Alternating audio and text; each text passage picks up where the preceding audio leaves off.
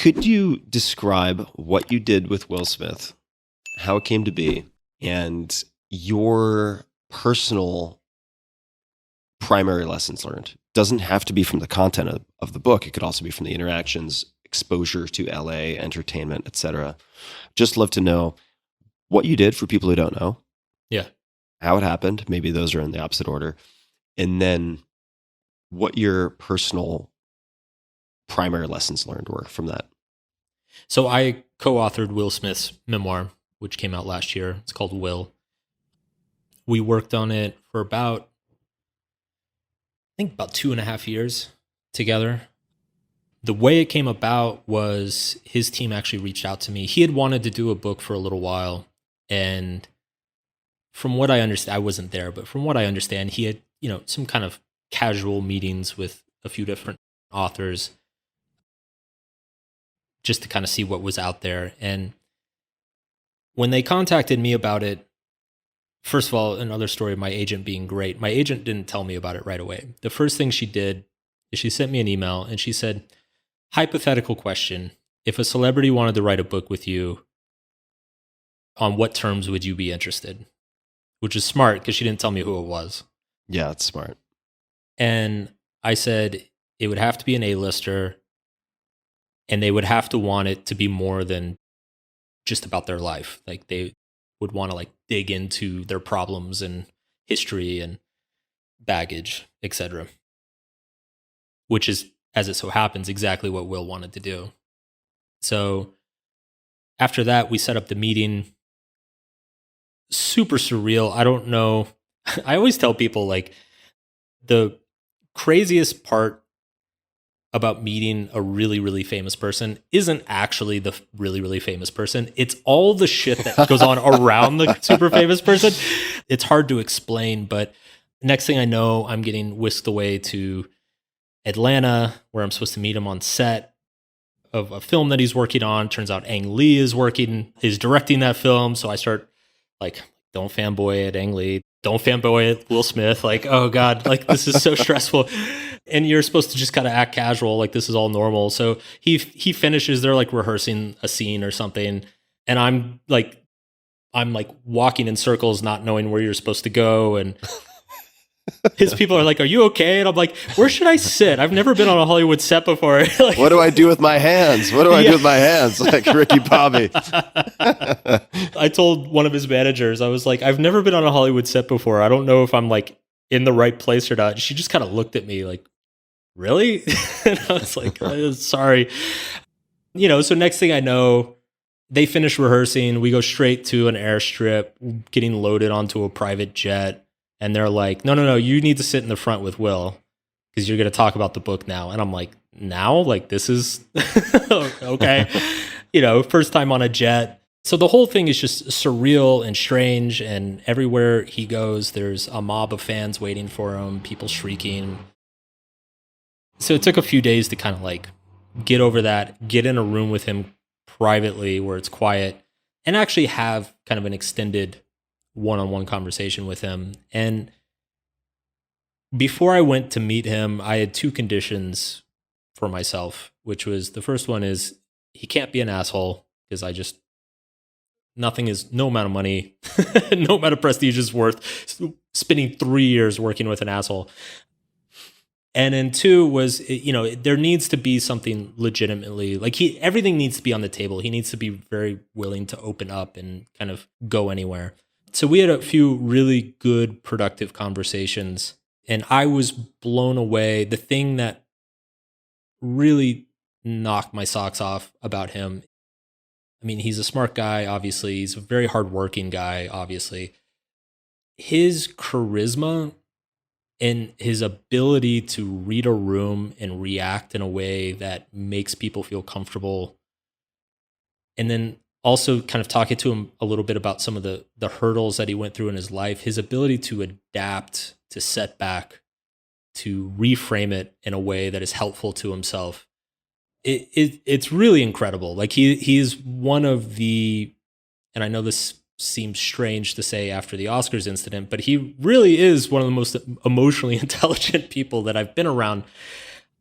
And so we had a dinner the last night, and he kind of just out of the blue was like, "So what's up, Mark? We going to do a book or what?" And I was like, "Well, I've got an outline in mind." And I said, you know, I told him the thing I just said about emotions and his ability to use his emotions to adapt to things. I also said it's probably why he's such a good actor, is that he's able to summon emotions and play with them and react to them in a masterful way. And I said, so I think the book should be built around emotion. It starts with fear. It moves through all your defense mechanisms into your fame, into all the success, into all that facade collapsing. And it eventually finally ends up at love, at a very genuine, authentic love, which is kind of something that it took him a long time to get to. And I said, and as you move through all those emotions, there's a word for somebody who's able to move through setbacks and deal with any sort of negative emotion and harness it to advantage them. And I said, it's will. So that should be the name of the book. And it was like the Fresh Prince came back. Like he was just like, hell yeah. He like gets up, starts like slamming stuff on the table. He's like, hell yeah, we doing that. And I'm like, all right. So I got the gig. Like it was a good meeting. Yeah, good meeting. But it was a wild and fun 2 years with him. He is honestly, I mean, as you can imagine, I get so many questions since March about him. But honestly, he's such a great guy. Deep down, obviously, he makes mistakes and does stupid things like the rest of us. But I have nothing but gratitude for that project. It was very easy to write. It was very enjoyable. The way we did it was I presented the outline. We kind of refined it together. I wrote the first draft. He did a revision of that. And then me and the editor at Penguin kind of like did a final pass. So it really is both of us in that book. Like it's a lot of people assume it was all me or assume it was all him. I don't know. But like it really was both of us. Like he put a lot of work and effort into it and he really cared about it. So I'm going to ask about what you learned about Hollywood and entertainment through the process of interacting with him and writing the book. I'll just open a door if you want to walk through it. If not, we can skip it. I know you just mentioned a lot of people have asked you about the Oscars and Chris Rock incident and so on. Is there anything you want to say about that or about him with respect to that or not? You can also just say, nope, not really. And we can move on. Totally up to you.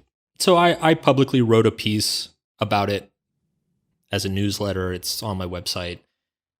The TLDR of it is basically, yeah, he did something really stupid and unacceptable, but as somebody who spent a lot of time around him, and not just him, his family, his friends, getting to know his kids, getting to know his brother,